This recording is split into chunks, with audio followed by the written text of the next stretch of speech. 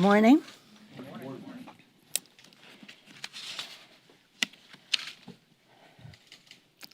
The dome of this Capitol has always been a beacon of democracy and hope to America and to the world.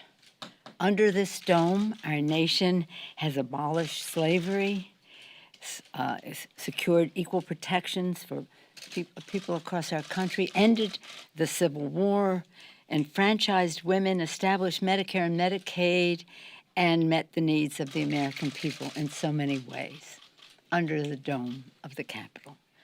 Children learn about our country's history and what we are doing to advance their future.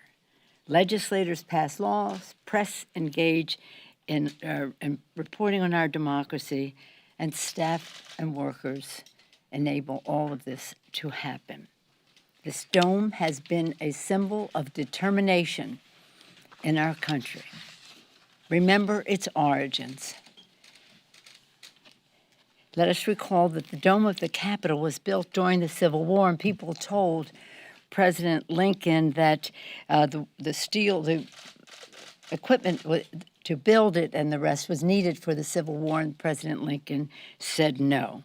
President Lincoln knew that our country needed a symbol of strength and unity, a reminder of the shared ideals and common purpose that bind our nation, a beacon of hope, again, to see through the darkness. January 6th was a day of darkness for our country. It was a day, as you know, that was called for in the Constitution of the United States for us to validate the presidential election, to certify the results of the Electoral College. That day, one of the darkest, I say again, I'll keep saying days in our history, our temple of democracy was attacked by insurrectionists. You know all of this. The gleeful desecration of the Capitol resulted in multiple deaths, physical harm to over 140 members of law enforcement, and terror and trauma among staff, workers, and members. That trauma is something I can never forget or forgive. The insurrection was called for to impede our constitutional mandate, but the Congress returned to the Capitol under the dome to accomplish our constitutional mandate. Thanks to the courage of the Capitol Police, members and support workers, we showed our country, indeed the world, that we would not be diverted from our duty and that we would respect our responsibilities under the Constitution. Not just the Capitol Police, but other law enforcement as well. On January 6th, and the days, weeks, and months after, the Capitol Dome has been and is once again a beacon of hope, as President Lincoln intended. Today, nearly 6 months later, it'll be 6 months in a little while, many questions regarding the circumstances of this assault on our democracy and the response to it remain.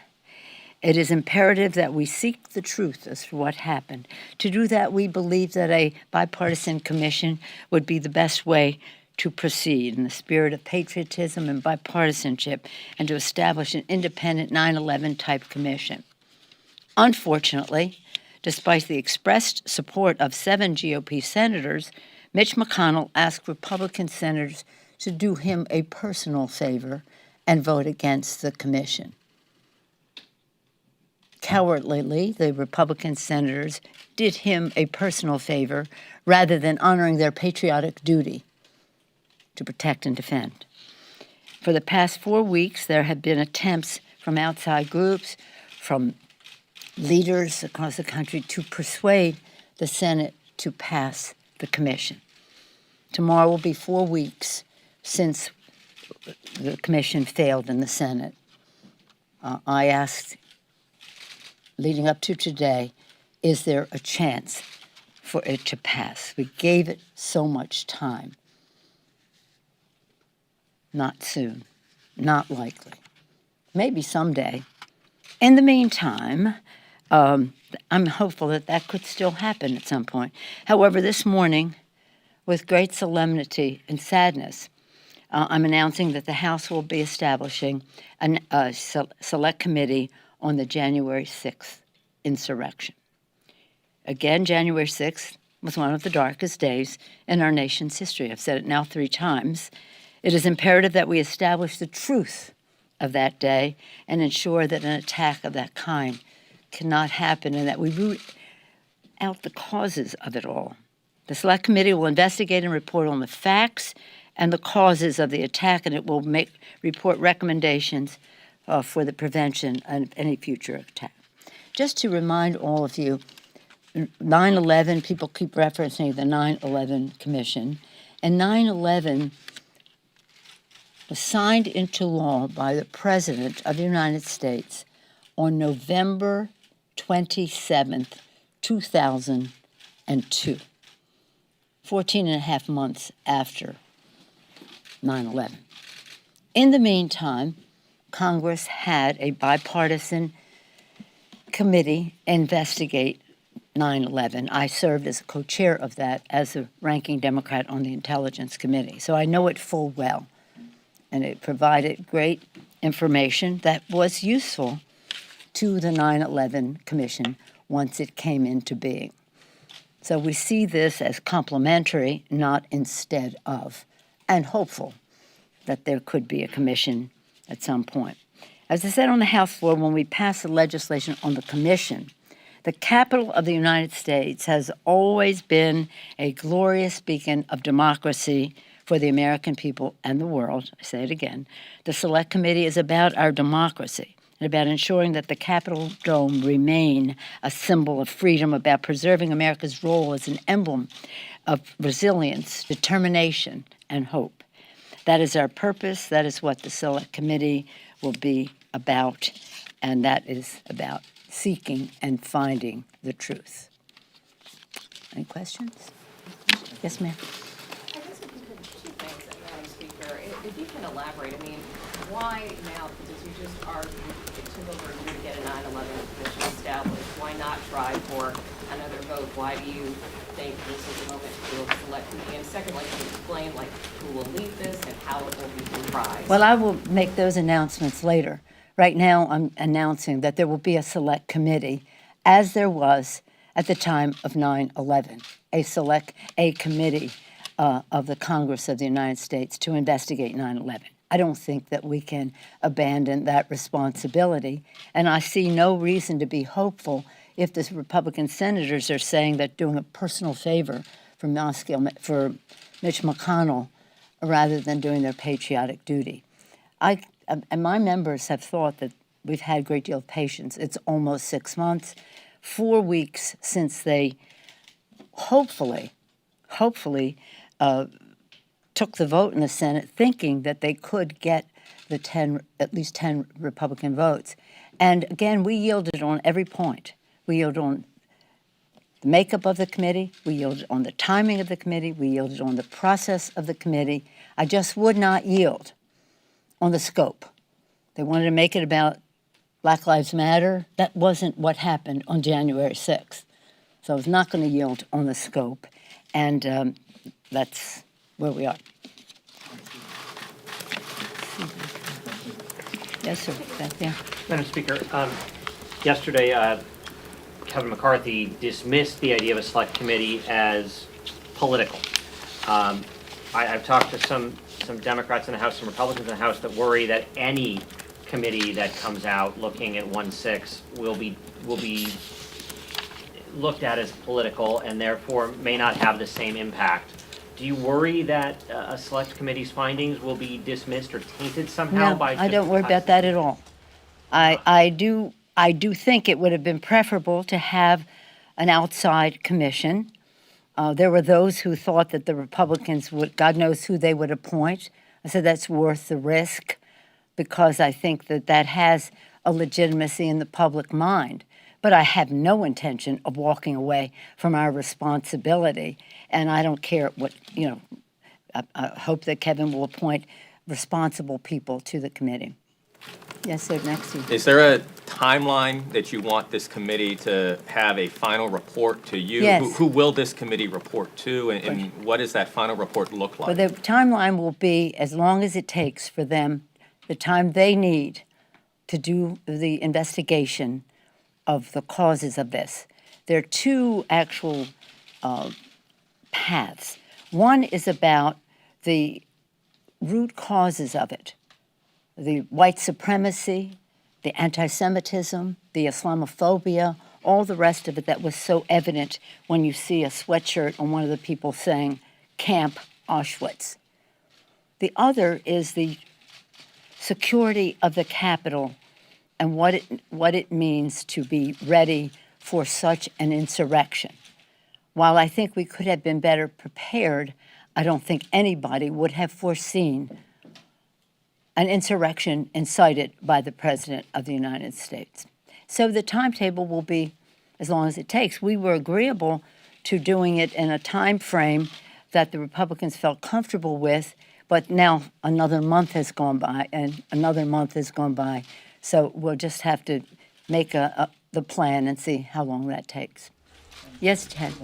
On infrastructure here. Infrastructure. Any further on that?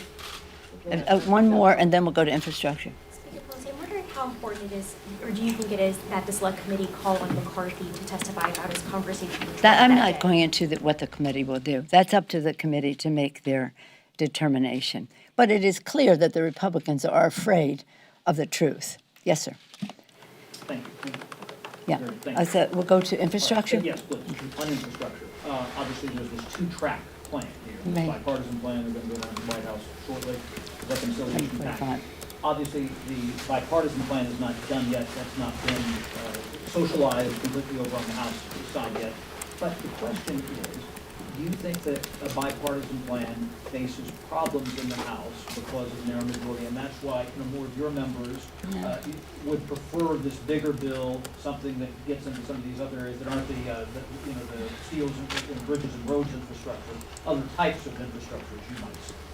Well, let me just say that I associate myself with what the president has put forth to build back better. What this bipartisan bill is more of traditional infrastructure, which is important, but we have to do more in terms of how we go into the future. So let me be really clear on this. We will not take up a bill in the House until the Senate passes the bipartisan bill and a reconciliation bill. If there is no bipartisan bill, then we'll just go when the Senate passes a reconciliation bill. But I'm hopeful that we would have the bipartisan bill. I think it would be really important to demonstrate the bipartisanship that has always been a hallmark of our infrastructure legislation. It's always been bipartisan. And less so when President Obama was president because the Republicans wanted to shrink the program. But nonetheless, it was a bipartisan bill. Some 11:45, we'll all be waiting to see what the announcement is, and then we'll go from there. But make sure you understand this. That when people say, well, I'm not going to vote for this unless I see that, there ain't going to be no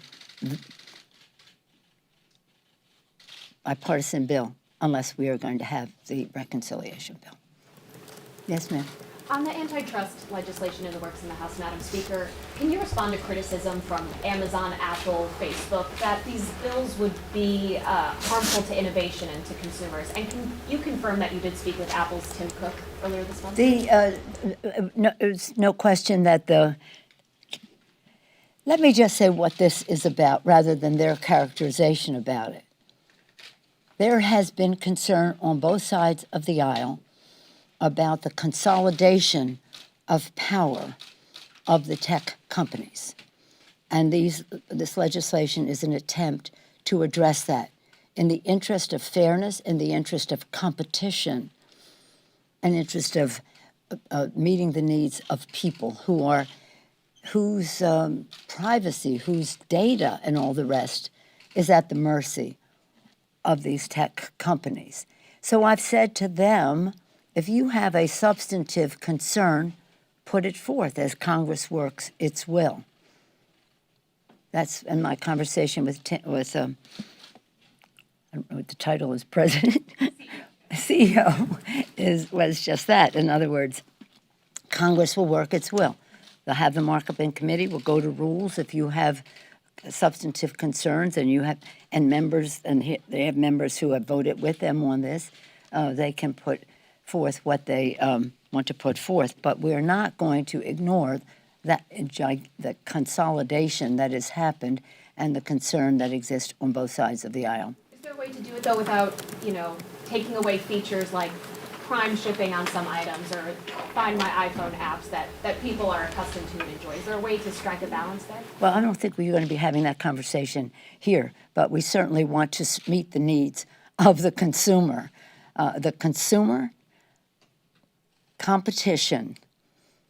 Consumer and competition, that's what our responsibility is about. And gosh, technology has been a wonderful asset to the future of our country. It has also been a challenge in terms of privacy, fairness, exploitation of people's data, and the rest. Yes, ma'am.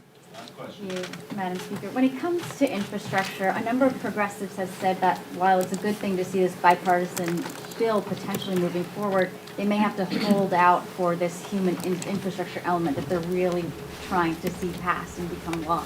How are you trying to quell their potential concerns that, this piece of legislation may come up later on this year? Well, as I said, there won't be an infrastructure bill unless we have a reconciliation bill. Plain and simple. In fact, I use the word ain't. There ain't going to be an infrastructure bill unless we have the reconciliation bill passed by the United States Senate, because we have the shared values. This is really important, what President Biden, what the Biden-Harris administration is doing. It really should give people hope. It's transformative, if not revolutionary. It's transformative in that we're talking about doing infrastructure in a way that is about the future, that protects our planet, that is resilient and green and sustainable. It's about doing it in a way that opens the door to many more people to participate in the prosperity of our country. It's about saying we want women to be part of building the future of our country. And for that, and for men too, dads too, we need child care. We need child tax credit. We need family and medical leave. We need workforce training and development so that many more people can participate. And we need our justice formula in there so that we're undoing harm done to neighborhoods of people of color and previously not represented, but underserved communities in that regard. So this is about something new and different. We all share that value, starting with the President of the United States. House and Senate Democrats are united in that we are not having we're not bringing, in our House, we're not bringing to the floor unless both bills pass in the Senate. And it's going to be, it's building back better with women. I always say with women, but with women I also mean with minorities, people of color, and the rest of that.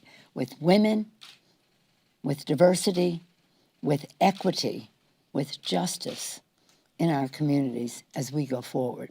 So we have a fabulous opportunity. And if we can do a chunk of it first in the infrastructure bill, that would be good. And I hope that will happen. And we're hoping that in an hour we will hear that it will. But then we have to go to the, what happens, we go from there to the budget bill, which then enables us to enter into the writing of the reconciliation legislation.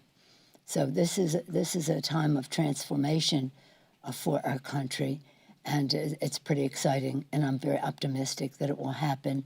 And I say allay the fears. I don't think they're fears. They're just advocating, and God bless them for doing that. But we're not going down the path unless we all go down the path together. Thank you all very much. Thank you. Will you read the UFO report tomorrow that comes to Congress?